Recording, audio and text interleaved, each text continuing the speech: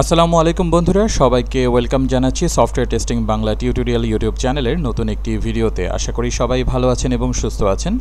বন্ধুরা, আমরা লাস্ট ভিডিওতে আইএসটি কিউবের চ্যাপ্টার 2 স্টার্ট করেছিলাম এবং আজকেও আমরা চ্যাপ্টার 2 থেকেই লার্ন করব।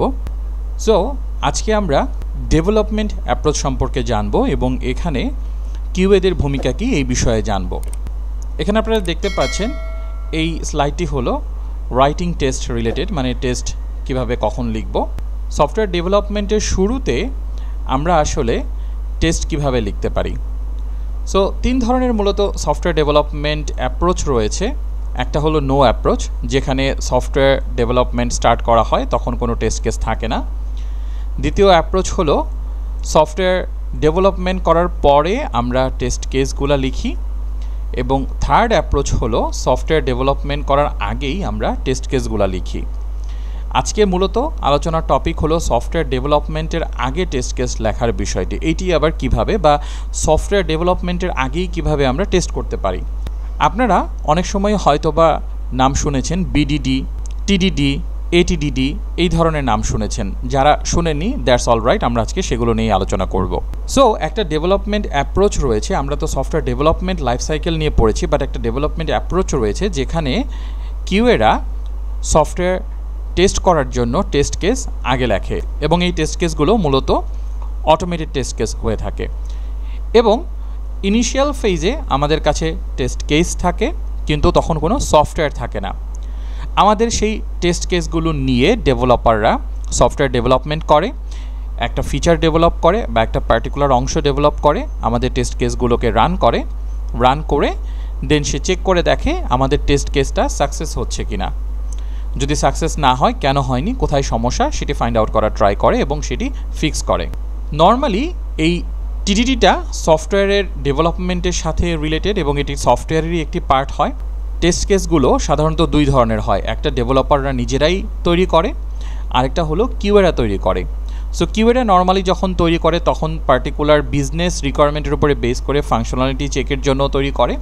আর এই টেস্ট ড্রিভেন ডেভেলপমেন্টের ক্ষেত্রে ডেভেলপাররাও কিছু টেস্ট কেস লেখে, যেগুলো ইউনিট টেস্ট আকারে লেখে, মক টেস্টও বলা হয়, যেগুলো দিয়ে ছোট ছোট পার্টিকুলার সফটওয়্যারের অংশগুলোকে ডেভেলপাররা নিজেই টেস্ট করে। তবে যারা এক্সপেরিয়েন্সড কিউএ এবং যাদের কোডিং রিলেটেড নলেজ আছে, তারা ডেভেলপারদের এই ইউনিট টেস্ট লিখতে হেল্প করতে পারে।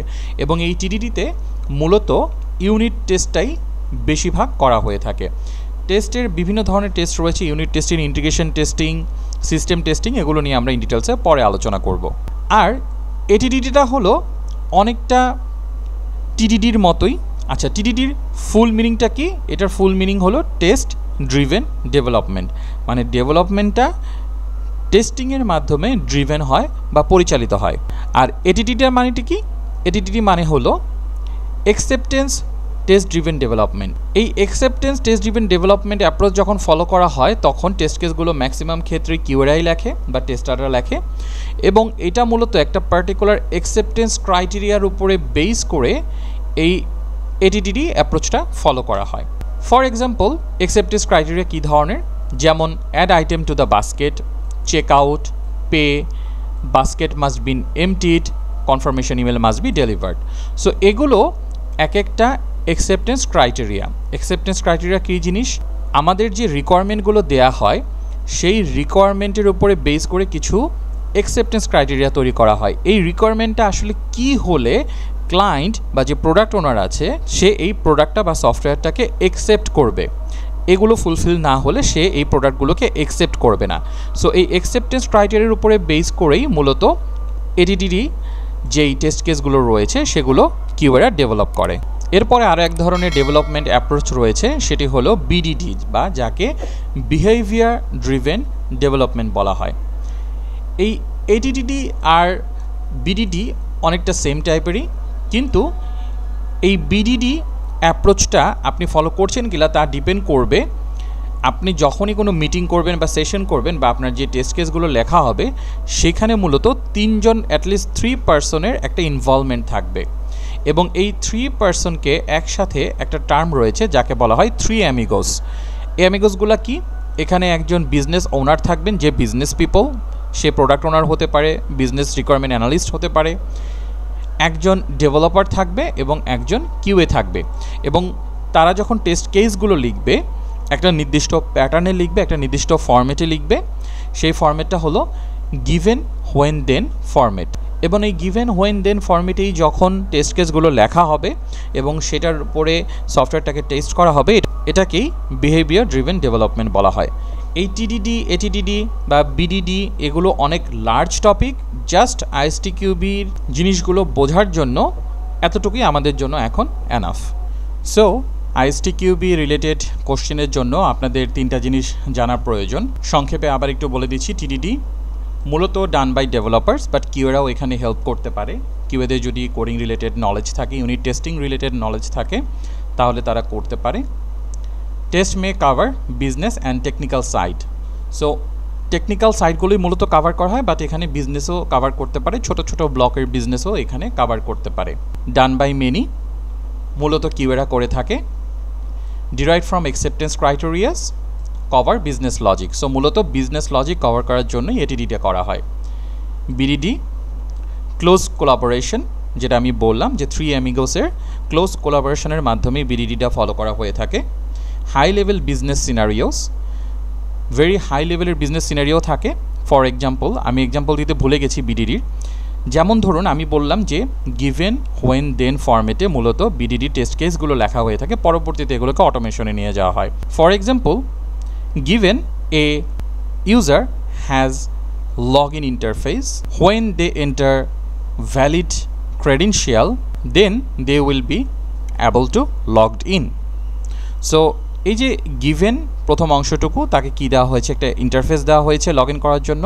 কখন একটা পার্টিকুলার ঘটনা ঘটবে, when the user will put valid inputs, মানে ভ্যালিড ইনপুট যখন দিবে, then কি ঘটবে, the user will be able to logged in.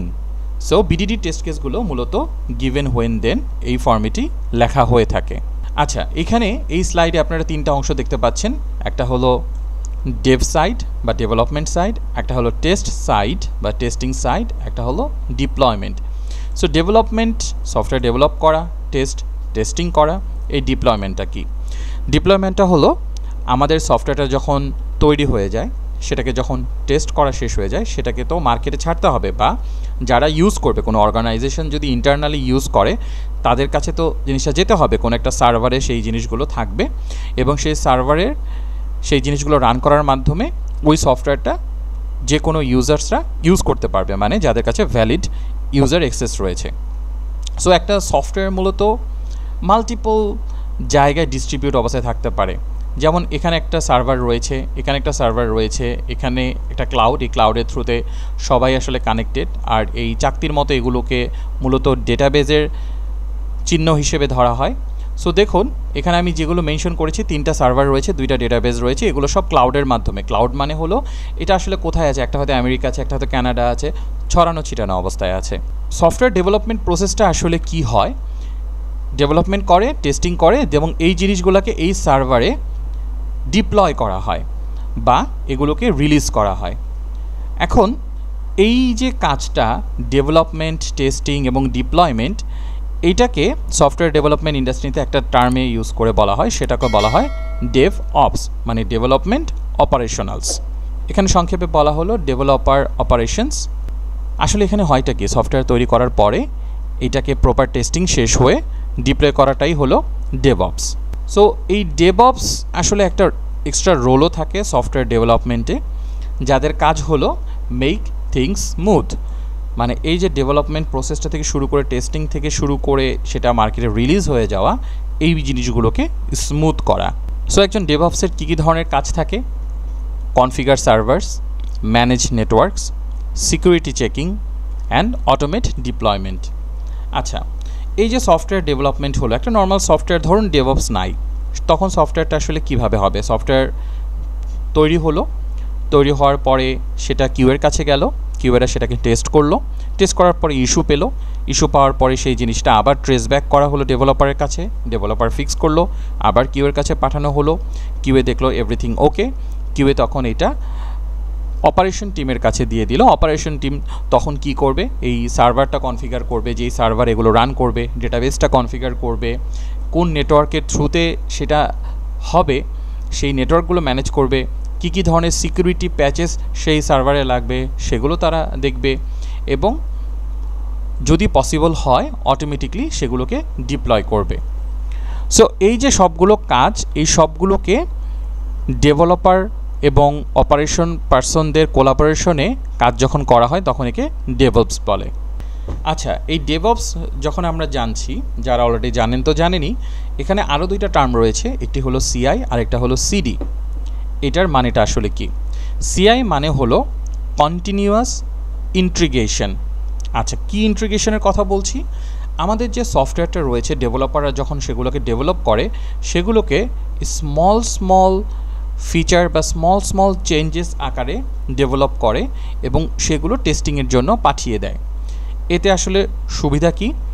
Large স্কেলের চেঞ্জেসগুলো যখন একবারে হয়, ফর এক্সাম্পল এমন কিছু চেঞ্জেস হলো যেটা বিগত 1 মাসে হয়েছে এবং সেখানে 20টা ফিচার একসাথে গেছে, তো ওখানে কোনো ইস্যু হলে ওইটাকে ফিক্স করা, ওইটাকে খুঁজে বের করা যতটা কঠিন না হবে, যদি স্মল চাঙ্ক আকারে যায়, এটা কিন্তু আরও বেশি ইজি হবে। সো এই কন্টিনিউয়াস ইন্টিগ্রেশনটা আসলে এটাই করে যে কন্টিনিউয়াসলি ডেভেলপাররা ছোট্ট একটা ফিচার করে, সেটাকে পুশ দিয়ে দেয়, সেটা ডেভঅপস পাইপলাইন বলে একটা জিনিস আছে, সেই পাইপলাইনে যায় এবং কন্টিনিউয়াসলি চেকিং এবং টেস্টিংগুলো করে সেটা ইন্টিগ্রেশন হয়ে যায়। আরেকটা টার্ম রয়েছে সিডি, যেটার নাম হলো কন্টিনিউয়াস ডিপ্লয়মেন্ট। সো এই চেঞ্জেসগুলো ডেভেলপার থেকে তো টেস্টিংয়ে যায় এবং টেস্টিং থেকে কন্টিনিউয়াসলি তারা সার্ভারে ডিপ্লয় হতে থাকে যদি কোনো সমস্যা দেখা না দেয়, এবং ছোট চাঙ্ক আকারে বারবার দেওয়াটা যেহেতু সুবিধাজনক, এজন্য ডেভঅপসের কন্টিনিউয়াস ইন্টিগ্রেশন এবং কন্টিনিউয়াস ডিপ্লয়মেন্টটা অনেক বেশি হেল্পফুল হয়। সো আইএসটি কিউবির জন্য আমাদের ডেভঅপস রিলেটেড কিছু কিওয়ার্ডস মনে রাখা দরকার, যেমন ডেভঅপস আমাদেরকে স্টেবল এনভায়রনমেন্ট রেডি করতে হেল্প করে। ডেভঅপস মূলত কাজ করে স্মল এবং ফ্রিকোয়েন্ট চেঞ্জেস ওপরে। ডেভঅপস আমাদের অটোমেটেড টেস্ট রান করার জন্য হেল্প করে। অটোমেটেড ডিপ্লয়মেন্ট বা আমাদের যেই কন্টিনিউয়াস ডিপ্লয়মেন্ট রয়েছে সেটার মাধ্যমে অটোমেটিকলি ডিপ্লয়মেন্ট হতে হেল্প করে।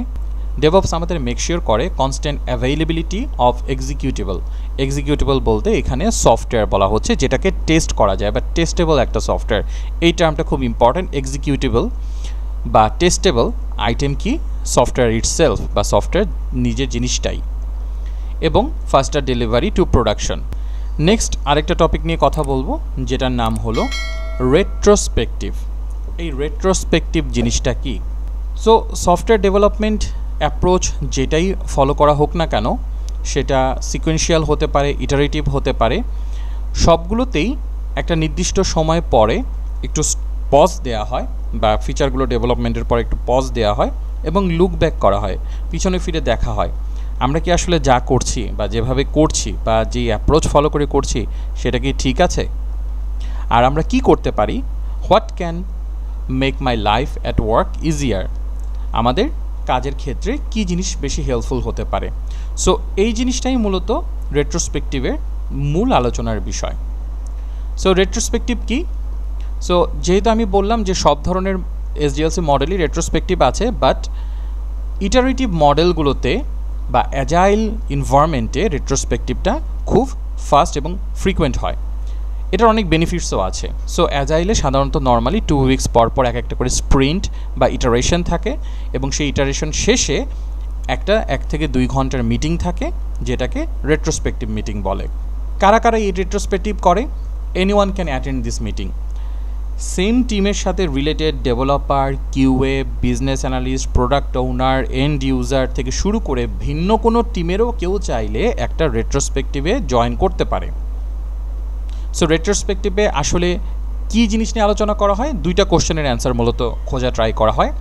হোয়াট ওয়াজ সাকসেসফুল, মানে কোন কাজটা আমরা করেছি আমাদের এই ডেভেলপমেন্ট ফেজে, সেটা নট নেসেসারিলি ফিচার রিলেটেড। রেট্রোস্পেকটিভে কিন্তু আমরা কোন কিউএটা ঠিক মতো করেছি, কোন ফিচারটা ঠিকঠাক মতো ডেভেলপমেন্ট হয়েছে, কোন ফিচারটা ডিপ্লয়মেন্ট হয়েছে, এগুলো নিয়ে কিন্তু আলোচনা করা হয় না। আমরা এই যে কিউএটা করেছি, কোন কাজটা আমরা সাকসেসফুলি কিউএ করেছি কোন অ্যাপ্রোচ ফলো করে, এবং হোয়াট ওয়াজ নট সাকসেসফুল, কোন জিনিসটা আসলে খাটে নাই। হয়তো আমরা টিডিডি ফলো করা স্টার্ট করেছিলাম, একটা সার্টেন পিরিয়ডে গিয়ে আমরা আসলে দেখলাম টিডিডিটা আমাদের জন্য খাটছে না, আমাদের জন্য বিডিডিটা ভালো হবে। সো আমরা হয়তো বিডিডি অ্যাপ্রোচ, যদিও এটা লার্জ স্কেলের চিন্তা, এই ধরনের ডেভেলপমেন্ট অ্যাপ্রোচ নিয়ে আসলে কথা বলা হয় না, বাট এক্সাম্পল হিসেবে বললাম যে হয়তো তারা দেখলো যে বিডিডিটা তাদের জন্য বেশি সুইটেবল হবে, তখন তারা সেইগুলো নিয়ে কথাবার্তা বলবে। এবং এই যে রেট্রোস্পেক্টিভ, এটার মূল উদ্দেশ্যই হলো কন্টিনিউয়াস ইমপ্রুভমেন্ট। আমরা রেট্রোস্পেক্টিভ করব, আমাদের কি ভুল ত্রুটি রয়েছে, কি সমস্যা রয়েছে, কি নিয়ে প্রবলেম ফেস করেছি, এইগুলো নিয়ে আমরা কথা বলবো এবং আমরা ইমপ্রুভে ট্রাই করব। এবং এটা কিন্তু টেস্টারদের জন্য অনেক বেনিফিটস। আচ্ছা, আমি একটা রিয়েল লাইফের এক্সাম্পল দিই, আমার খুব রিসেন্ট একটা রেট্রোস্পেক্টিভের এক্সাম্পল দিই। সো আমার রেট্রোস্পেক্টিভের একটা পয়েন্ট ছিল যে হোয়াট ওয়াজ সাকসেসফুল। তো আমরা যে বোর্ডটা ফলো করি রেট্রোস্পেক্টিভের জন্য, সেইখানে 3টা কলাম থাকে। প্রথম কলামে, এটা একটা টেবিল ফর্মে থাকে, প্রথম কলামে থাকে হোয়াট ওয়েন্ট ওয়েল, সেকেন্ড কলামে থাকে ইমপ্রুভমেন্ট স্কোপ, এবং থার্ড কলামে থাকে action items. So what went ওয়েলের মধ্যে আমি যেমন বলেছি যে আমরা আগামী 3-4 মাস পরে যে কাজগুলো করব, সেই কাজের ডিজাইনের অ্যানালাইসিস করা এবং তার কিউএ করা আগে থেকেই স্টার্ট করে দিয়েছি, which is really good approach. এটা আমি হোয়াট ওয়েন্ট ওয়েলের মধ্যে দিয়েছি। হোয়াট ওয়াজেন্ট ওয়েল, কোনটা সাকসেসফুল ছিল না। যেমন আমি বেশ কিছু প্রবলেম ফেস করেছি যে আমরা কিউএ নর্মালি কি হয়, ডেভেলপার ডেভেলপ করেছে, তারপরে আসলে তার কিউএ কমপ্লিট বা ফাইনালাইজ করবে। ইন দ্য মিন টাইম তো কিউএটা কাজ করেই, বাট ফাইনালাইজ কাজটা কিন্তু ডেভেলপারের ডেভেলপমেন্ট ডান হওয়ার পরই কিউএ ফাইনালাইজ করবে যে হ্যাঁ আমার এন্ড থেকেও এখন সব কিছু ডান। সো দেখা গেছে ডেভেলপার তাদের ডেভেলপমেন্ট কমপ্লিট করেছে, সেই ডেভেলপমেন্ট কমপ্লিট করার পরে তারা একটা পুল রিকোয়েস্ট দেয়। পুল রিকোয়েস্ট কি, ইন ডিটেলসে না যাই, মানে তারা এটা রিভিউ করার জন্য অন্য কোনো একটা ডেভেলপারকে দেয়। সেই ডেভেলপার টাইম মতো রিভিউটা করেনি, যে কারণে আইটেমটা কমপ্লিট হয়নি এবং আমি কিউএটা কমপ্লিট করতে পারি নাই। এই যে একটা প্রবলেম ছিল, আমি যখন এটা নিয়ে কথা বলেছি যে আমাদেরকে আরও পুল রিকোয়েস্টগুলো বা পিআরগুলো দ্রুত কমপ্লিট করার জন্য বা টাইমলি কমপ্লিট করার জন্য চেষ্টা করতে হবে, এটা আমাদের ইমপ্রুভমেন্ট স্কোপ। তো তখন আমরা এটা নিয়ে কথা বলেছি, আচ্ছা কেন হলো না, কেন পিআরটা টাইমলি কমপ্লিট হলো না। এবং দেখা গেল যে ওই মোমেন্টে আরেকজন যে ডেভেলপার আছে, তাকে যখন কাজটা অ্যাসাইন করা হয়েছিল যে তুমি এটা টেস্ট করে দেখো, এই টেস্ট না এক্স্যাক্টলি, মানে সে একটা রিভিউ করে, রিভিউ নিয়ে আমরা ইন ডিটেলসে কথা বলবো আইএসটিকিউবির সিলেবাসেই। তো সে রিভিউ করবে, কিন্তু সে ছিল ছুটিতে, এই কারণে সে রিভিউ করতে পারেনি। এবং ডেভেলপার নিজেই আসলে এটা অ্যাসাইন করে, বা অনেক সময় স্ক্রাম মাস্টার যে থাকে, স্ক্রাম মাস্টার আরেকটা রোল আছে, আমরা পরবর্তীতে জানবো, সে মূলত এটা অ্যাসাইন করে যেটা কার দ্বারা রিভিউ করলে ভালো হয়। সো এটা স্ক্রাম মাস্টার বা ডেভেলপার কারো একজন রেসপন্সিবিলিটি ছিল, ওই ব্যক্তি যেহেতু অ্যাবসেন্ট, সে যেহেতু ছুটিতে আছে, অন্য কাউকে অ্যাসাইন করা অ্যাভেলেবল। কিন্তু কাজটা যেহেতু করা হয়নি, কাজটা টাইমলি কমপ্লিট হয়নি এবং কিও এই জন্য কমপ্লিট হয়নি, ওই পার্টিকুলার ফিচারটা ওই ইটারেশনে কমপ্লিট হয়নি, বাট কমপ্লিট হওয়ার মতো ছিল, ইট ওয়াজ পসিবল। সো এই যে তাহলে অ্যাকশন আইটেম কি, থার্ড যে কলাম, সেখানে আমরা অ্যাকশন আইটেম নিয়ে কথা বলেছি। যখন এই ধরনের কোনো সিচুয়েশন হবে বা ডিফারেন্ট কোনো ডেভেলপার যে রিভিউ করবে, সে যদি ওভারলোডেড থাকে কাজ দিয়ে বা সে যদি অ্যাবসেন্ট থাকে, আমরা অবশ্যই ডিফারেন্ট কোনো একজন পার্সনকে অ্যাসাইনের ট্রাই করব। সো এই যে এটা আমার একটা পয়েন্ট ছিল রেট্রোস্পেক্টিভে আলোচনা। এরকম আরও অনেকগুলো পয়েন্ট নিয়ে আমরা রেট্রোস্পেক্টিভে আলোচনা করেছি। সো এতে করে আলটিমেটলি কিন্তু টেস্টারের একটা বেনিফিটস হয়েছে কি, আমি একটা সলিউশন নিয়ে আসলাম। আমাকে কিন্তু কিছু সময় ওখানে বসে থাকতে হয়েছিল, আমি যদিও অন্যান্য কাজ করেছি, বাট আমার যে কাজটা ওই ইটারেশনে আমি কমিট করেছিলাম আমি করব, সেটা যেহেতু করতে পারিনি, আমি এই জিনিসটা তোলার কারণে, এটা নিয়ে আলোচনা হওয়ার কারণে এই বিষয়টা কিন্তু ফিউচারে হলেও খুব একটা বেশি হবে না, কম পরিমাণে হবে। এতে করে আমি আজ কিউএ হিসেবেও কিন্তু বেনিফিটেড হচ্ছি। সো এই রেট্রোস্পেক্টিভটা আমাদের কিউএদের জন্য এবং হোল টিমের জন্য, ইভেন আমরা আসলে কী নিয়ে আলোচনা করছি, বাইরের টিম থেকে যখন কেউ আসবে তারাও দেখে এখান থেকে লার্ন করতে পারবে বা তাদেরও ফিডব্যাক বা মতামত জানাতে পারবে। এতে করে দেখা যায় যে আসলে হোল অর্গানাইজেশনটাই বেনিফিটেড হয়।